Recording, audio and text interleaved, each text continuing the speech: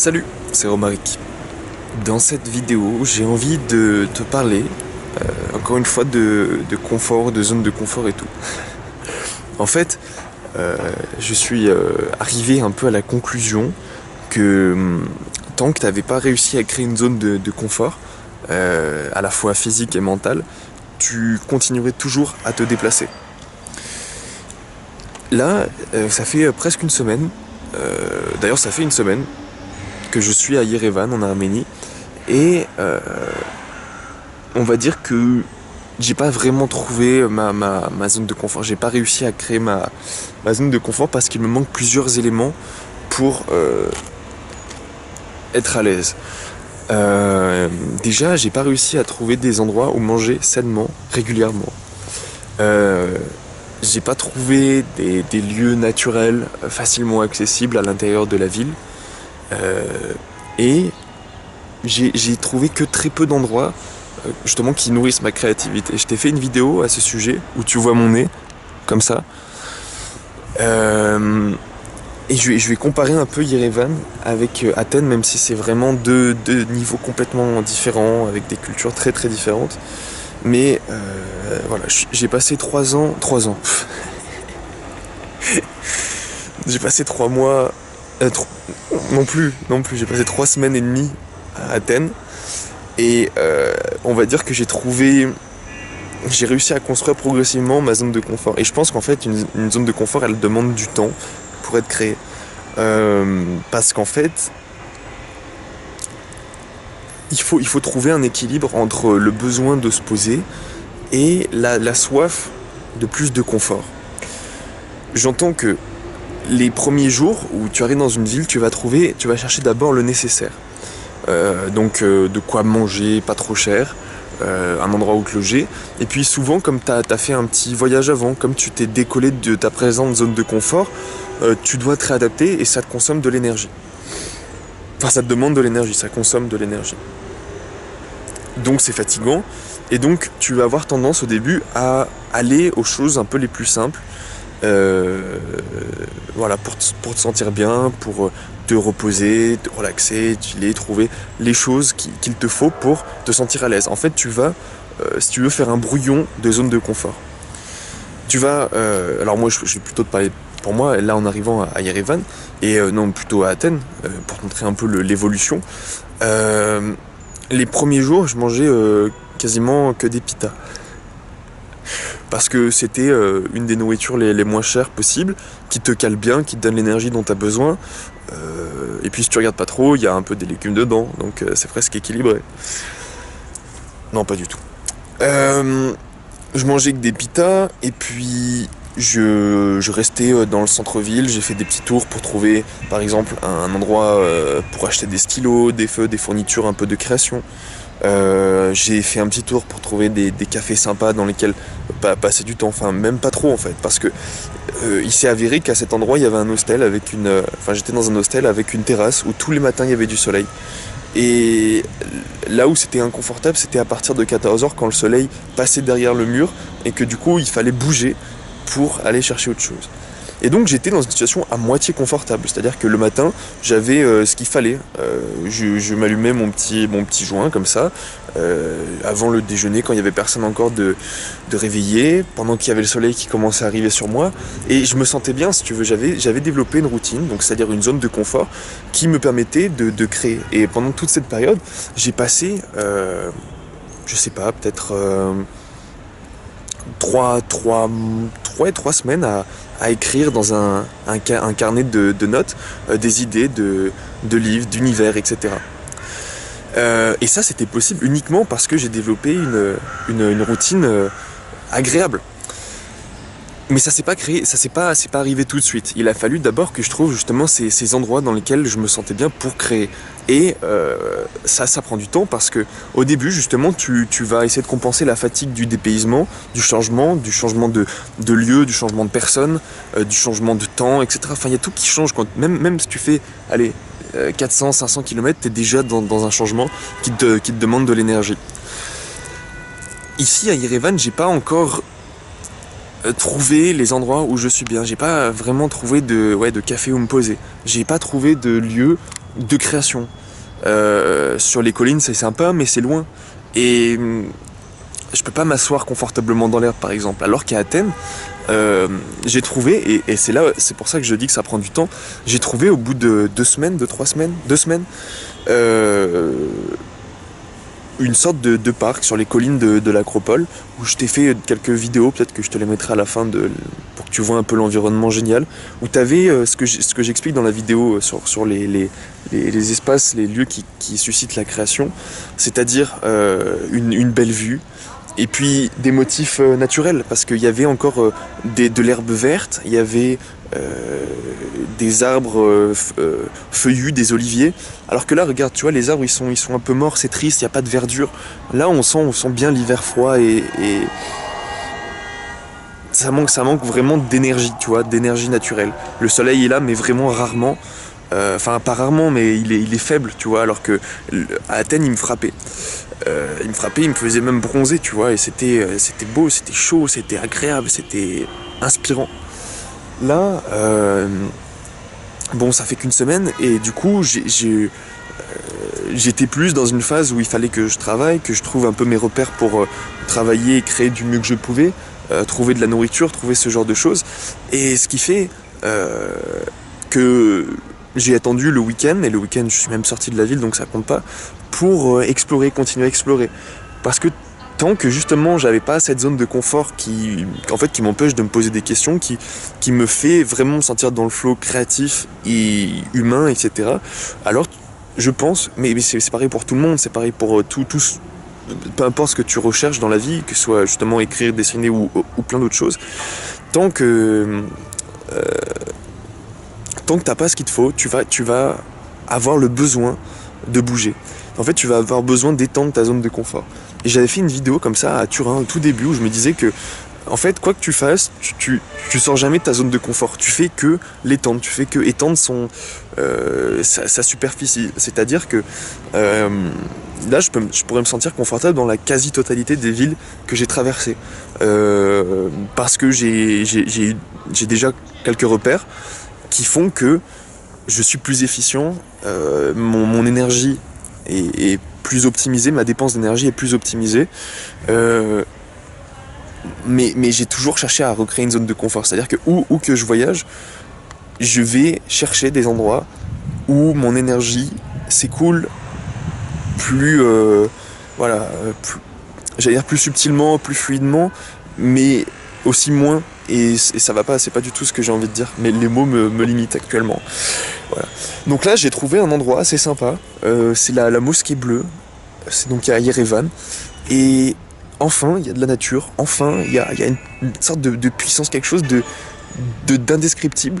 Et voilà, pour moi, le meilleur moment de créativité que j'ai eu, enfin les meilleures routines, c'est à Athènes. C'est à la fois parce que j'y suis resté longtemps, parce que j'avais autour de moi des gens agréables, comme des colocataires, avec lesquels c'était très fluide de parler, avec lesquels je dépensais moins d'énergie pour me présenter, pour parler, etc.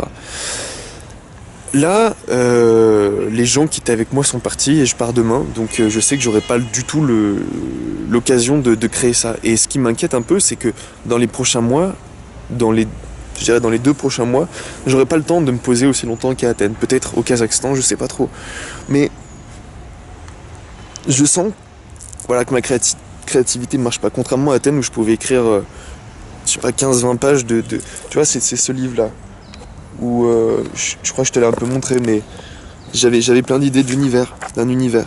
Et là, j'avance pas du tout. Je fais une page ou deux dans un petit carnet, tu vois, juste pour écrire, et ça avance pas du tout, parce que déjà il faut que je travaille et que je cherche des nouveaux endroits pour être bien, et c'est ça qui me consomme du temps, c'est ça qui me consomme de l'énergie et qui m'empêche d'avoir ce surplus d'énergie que je peux transformer en quelque chose de plus subtil, donc de créativité, donc de réflexion, donc voilà, de plein de choses. Donc ce que je cherche en sortant de ma zone de confort, c'est uniquement à l'agrandir, parce qu'en fait, tu peux avoir une zone de confort inconfortable. Tout à fait. Une zone de confort qui t'apporte pas tout ce dont tu as besoin. Ça me fait penser aux commentaires de Rico. J'arrive pas à trouver les mots pour. Je pense que je les trouverai toujours pas. Où il disait que sa compagne aimait bien le confort, qu'elle était pas trop à la route. Et je me demande si des fois, on n'a pas l'impression d'être dans une zone de confort, mais qui nous donne pas vraiment les effets du confort. C'est-à-dire que on n'est pas plus efficient en termes d'énergie, on n'a pas une énergie plus lumineuse, plus solaire, plus créative, plus tournée vers la vie, tu vois. On a l'impression qu'on a ce qu'il faut, en comparaison bien sûr avec des choses pires. Là, je vais plutôt parler. Ça me rappelle ce que disait Jérémy à propos des trois un peu classiques. Il me semble que c'est lui, hein, je sais plus trop, mais qui disait que je sais plus trop. Bref, il y avait la classe moyenne qui travaillait pour enrichir la classe du sommet. Et les pauvres, ils étaient juste là pour faire peur à la classe moyenne pour qu'ils continuent à travailler. Et des fois, on a l'impression que continuer à travailler pour ne pas être pauvre, c'est être dans une zone de confort. Mais en fait, ça l'est sans doute pas. Il faut vraiment, je pense, un peu se challenger, sortir de ce qu'on a, voir si effectivement la zone de confort qu'on a, elle est bien confortable. Et je pense qu'à partir du moment où tu commences à te poser des questions sur est-ce que je suis heureux, ou que tu commences à avoir des pensées un peu sombres, que tu commences à sentir du malaise, ou que tu arrives plus à trouver de plaisir dans les choses autour de toi, c'est que ta zone de confort, ce que tu penses être une zone de confort, est en fait pas vraiment confortable. D'où l'intérêt, et c'est en fait l'argument, encore une fois je le répète, de cette vidéo, c'est que tant que t'as pas ta zone de confort, tant que t'as pas les choses confortables, tu vas chercher ailleurs plus. Ça marche, mais ça marche par exemple avec enfin, en tant que cisgender male, check my privilege, c'est la même chose avec les femmes, je pense. Tant que t'as pas une femme entre guillemets qui peut combler tes besoins, qui peut te renvoyer, pas te renvoyer, pas combler tes besoins, c'est pas vraiment ce que je veux dire, mais en fait simplement quand t'as pas une compagne avec qui c'est fluide, avec qui il y a un bon échange d'énergie, qui est pas trop coûteux, qui est optimisé, et qui en comparaison avec l'énergie que tu dépenses en fait te rapporte encore plus d'énergie, de création, d'envie, une muse, tu vois, une muse, faudrait que j'en parle de ça. Et ben tu vas être tenté, je crois, d'aller entre guillemets voir ailleurs. C'est-à-dire que il y a un moment, il faut pas avoir peur de se fixer des standards hauts, pas des standards hauts, mais d'être assez pointilleux, au risque en fait de rester la majeure partie de ta vie seul. Mais des fois, il vaut mieux en fait juste enlever les choses bancales, précaires, pour déjà être disponible aux choses les plus agréables, celles qui pourraient plus t'apporter, et aussi parce que en fait ce que tu vas penser être une zone de confort, ce que tu vas penser qui te donne du plaisir, en fait te nuit, est plutôt négatif pour toi, ne te rend pas heureux, ne te permet pas de t'épanouir. Et voilà, important d'avoir peut-être des indicateurs, je veux dire à l'intérieur de soi, émotionnels principalement. Puis même ça se voit sur ton corps si t'es pas heureux. Ça se voit, tu vas être voûté, tu vas avoir des grands yeux comme ça, tu vois, ou tu vas avoir des rides qui vont commencer à se creuser partout, tu vas être assez maigre, au contraire, tu vas prendre, tu vas manger beaucoup. Et voilà, rester concentré sur ces indicateurs, et pour interroger est-ce que ma zone de confort m'apporte vraiment ce qu'elle est censée m'apporter. Et si c'est pas le cas, alors en sortir, mais pas avoir peur, parce que où que t'ailles, moi je pensais que le voyage c'était vraiment tout changer, etc. Mais en fait, il y a 1000 façons de voyager, et aussi, et c'est le plus important, il faut pas avoir peur en fait, même quand t'es censé, tu sais, parce que voilà, j'avais l'impression qu'il fallait faire plein de choses, qu'il fallait tester plein de trucs, etc. Mais il y a un moment, ton énergie elle est limitée, faut l'accepter, faut aussi accepter que naturellement on va vers le moindre effort, et que du coup, ce qu'il faut chercher, c'est voilà, cette optimisation d'énergie, le contexte, l'environnement qui te permet de te sentir bien, et voilà. Je vais pas me répéter 1000 fois. Je te souhaite une belle journée, et tiens, je te refais un petit tour avec le contre-jour malheureusement. Mais voilà, non, c'est pas top. On voit pas bien, mais c'est vraiment un des endroits les plus chill et dans lesquels j'ai commencé à faire des petits dessins, tu vois, ce qui est un indicateur que je me sens plutôt agréable. Là, je suis en train de réfléchir à un peu mon futur, avec permaculture et créativité, avec 2 axes, culture locale et voyage. C'est un peu une continuité, regarde ça, je vais juste te montrer, je suis assez fier parce que à Tbilissi, je suis resté 3 semaines, et au bout de 3 semaines, 2 semaines et demie on va dire, j'ai aussi commencé à trouver mon confort et accepter d'avoir des petites routines qui me permettent de plus créer. Et ça me permet de faire des choses assez rigolotes, tu vois. Ça, c'est encore mon futur. Je sais pas si ça t'intéresse vraiment. Je pense que autant le contenu, pas tellement, mais peut-être la façon de un peu de planifier, de voir ce que tu as envie de faire dans le futur. Là, moi, j'ai fait pas des plans précis, hein, je dis pas ce que je veux faire, mais juste les grands axes que j'ai envie de développer, et puis à quelle échéance, et puis surtout j'aime bien penser en fonction des saisons, donc j'ai fait ça. Allez, tu peux couper la vidéo parce que je te parle plus de ta zone de confort, mais juste un peu de comment poser tes idées sur le papier. Donc ça n'a plus vraiment rapport, mais tant que je suis lancé, j'en profite. Alors attends, je tourne la caméra. Voilà. Là c'est maintenant, je l'ai fait en anglais parce que je voulais le montrer à quelqu'un qui parle pas français. Là c'est maintenant, et en fait plus tu t'écartes du centre et plus c'est dans très longtemps. Et donc on peut le découper en 4, tac, tac, tu vois, comme une croix, comme ça.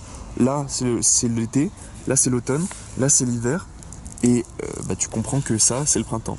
Donc c'est à dire que au printemps, là j'ai prévu de rentrer, bon un peu tard peut-être, en mai, et encore je suis pas sûr, peut-être que je peux rentrer plus tard, c'est la liberté machin. J'ai envie de développer dans les prochaines années, au printemps, mon terrain. J'ai envie d'aller dans cette direction. Après, vraiment dans le cœur de l'été, quand les choses poussent et qu'il fait trop chaud pour travailler, je pense que j'irai plutôt me promener un peu à la route, c'est-à-dire juste avec une tente, peut-être avec ma voiture, ou en faisant du stop, ou juste en marchant, en allant dans des endroits où j'ai pas l'habitude d'aller, mais vraiment simplement en dépensant le moins possible.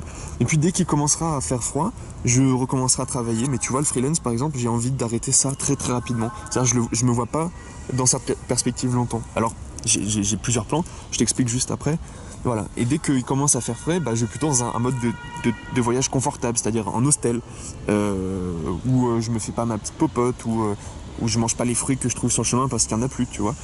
Et puis même, je peux imaginer que au plus profond de l'hiver, je vais dans l'hémisphère sud, là où il y a du soleil, là où c'est agréable, ou pas forcément dans l'hémisphère sud, mais en tout cas dans des zones tropicales où on manque pas d'énergie solaire. Et j'ai vu ce que ça fait d'avoir un peu d'énergie solaire à Athènes, et c'était très agréable. Donc comment sortir du freelance? J'ai plusieurs plans. Développer des trucs de passive income, peut-être des applications, mais ça demande de travailler avec son ordinateur et j'ai la flemme. Mais plutôt peut-être d'écrire des livres de voyage, d'écrire des comics de science-fiction, de partager de la connaissance à propos de la permaculture, de faire des trucs artisanaux. Et puis plus je me développe dans le futur, et plus je vois des trucs. Par exemple ce hub collaboratif dont je t'ai parlé il y a 2-3 mois quand j'étais à Cluj-Napoca, ou faire un hostel, une guest house. Et une tea house aussi, un endroit, un petit café, un petit endroit pour chiller, mais qui te rapporte aussi de l'argent. Et puis bien sûr, m'orienter vers la permaculture, m'orienter vers de l'autosuffisance, voir donc à la fois sur le terrain que j'ai acheté, mais pourquoi pas investir sur de nouveaux terrains, les partager, faire un network pour que ceux qui ont du mal à se lancer au niveau financier puissent se le faire. Et puis aussi développer l'aspect un peu local, culture locale, en construisant une maison, en m'installant dans la ville que j'aime, c'est-à-dire ma région, les Alpes, Grenoble, etc. Parce que je pense qu'il n'y a pas une séparation à faire entre la campagne, où j'ai actuellement mon terrain qui est complètement désert, et la ville qui est surpeuplée et qui manque d'autosuffisance justement. Donc voilà, tout ça c'est un peu mes plans, c'est juste des mots-clés qui m'intéresserait de développer dans des avenirs plus ou moins récents, plus récents, moins récents, ça c'est plus long terme, quoi. T'as compris l'idée. Voilà.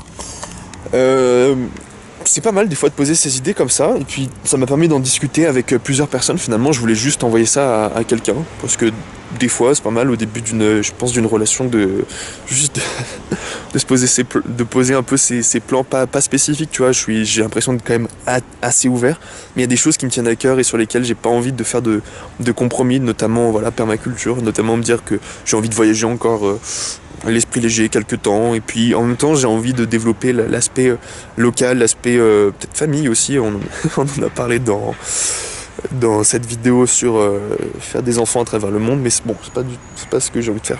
Voilà. Des choses simples, il me faut des choses simples, c'est clair, parce que quand j'ai des choses simples, je peux plus créer comme actuellement.